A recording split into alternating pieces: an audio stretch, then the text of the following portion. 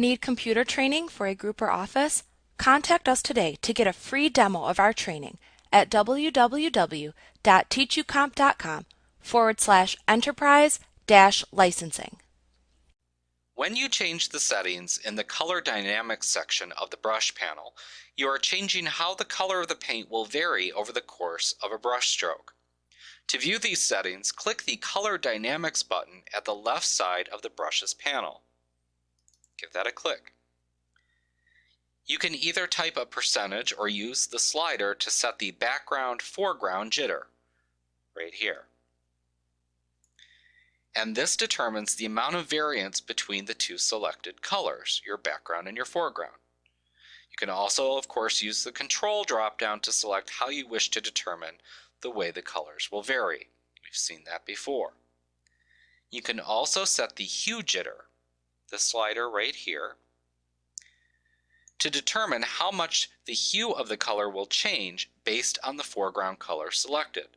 The lower the percentage, the closer to the original hue the variance will be. The higher the number, the more variance in color will appear from the selected foreground color.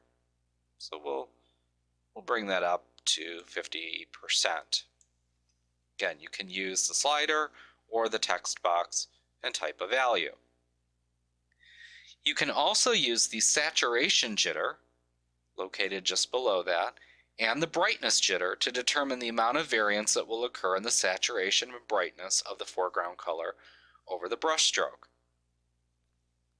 The purity slider allows you to set the saturation of the color. The scaling is from -100 to 100 in this slider. At -100, the color is fully desaturated, and at 100, the color is fully saturated. So we'll increase that to, let's say 50%. Then when you're done, you can begin to paint and you'll see what that's done to the color of your brush stroke. So you can go in and play with those settings and change them to your liking.